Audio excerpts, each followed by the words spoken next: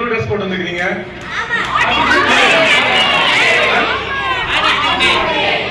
Very good very good. இன்னைக்கு உலக autism தினம். ஏன் உலகம் ஒரு ஆட்டிசம் ஏன் வந்து நீங்க என்ன கிளம்பி இன்னைக்கு? எப்பொழுதுமே ஏப்ரல் 2ஆம் தேதி உலகத்துல எல்லாமே ஆட்டிசம் டே கொண்டாடுவாங்க. இன்னைக்கு எல்லா கவர்மெண்ட் ஆபீஸ் ஹாஸ்பிட்டல் எல்லாமே இன்னைக்கு ப்ளூ கலர்ல இருக்கும். ஏன் ப்ளூ கலர் கொண்டாடுறாங்கன்னா ஆட்டிசம் குழந்தைங்க எதை பிடிக்கும்? ப்ளூ கலர் பிடிக்கும். ஆட்டிசம் குழந்தைங்களுக்கு தெரிய மாட்டேங்குது. இப்ப கடந்த ஒரு 35 வருஷம் நம்ம பார்க்கிறோம். இப்பதான் ஆட்டிசம் குழந்தை நிறைய குழந்தைகள் வந்து கிராமம் வரைக்கும் சிட்டில இருந்து எல்லாம் நிறைய குழந்தை இருக்கிறாங்க.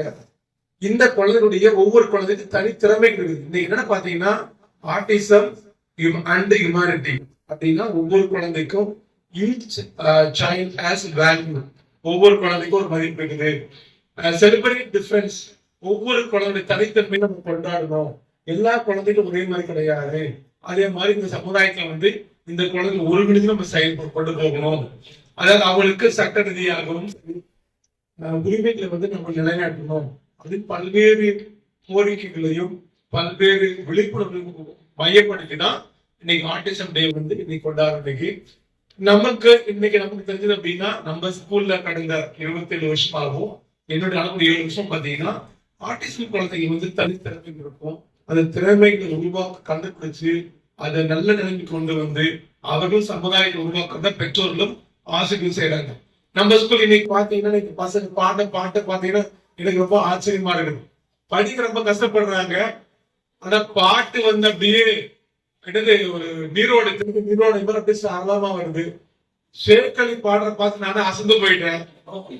என்னன்னா அது இவ்வளவு பாட்டு பாடுறேன் அப்படின்னு. என்னன்னா இது வந்து குழந்தைகளுக்கு தனித்திறமைகள், பொது திறமைகள், சிறப்பு திறமைகள் வழக்கம் சொல்லுவேன். தனி ஸ்பெஷல் எபிலிட்டி, ஜெனரல் எபிலிட்டி. அதாவது ஸ்பெஷல் எபிலிட்டிஸ்னா அவன் பாடுற பாட்டு என்னால பாடவே முடியாது. அவனுக்கு திறமை இருக்குது. இந்த திறமைகளை கண்டுபிடிச்சு அந்த குழந்தைகள் வீட்டுக்கும் சமுதாயத்துக்கும் ஒரு பயன்பட ஒரு சமூக அங்கத்தை உருவாக்குறது தான் இதன் நோக்கமாக இருக்கும். இன்னைக்கு இந்த ஆட்டிசம் அன்னைக்கு நம்ம வீட்டுல மட்டும் இல்லாம சமுதாயம் எல்லா இடத்துலயுமே நம்ம என்ன பண்ணணும்? விழிப்புணர்வை ஏற்படுத்தணும். இவங்களாலையும் சாதிக்க முடியும். இது வந்து ஒரு சோதனை காலம் கிடையாது. இது ஆட்டிசம் வந்து ஒரு ஊனம் கிடையாது. இது வந்து திடீர்னு வந்து ஒரு விபத்தவோ இல்ல ஒரு வியாதி கிடையாது. இது வந்து ஒரு சின்ன ஒரு டீவியேஷன். இதை வந்து திறமைகளை வந்து நம்ம வெளிக்கொண்டு வரணும் அப்படின்னு நம்ம எல்லாருமே விழிப்புணர்வை ஏற்படுத்த உறுதி ஏற்போம்.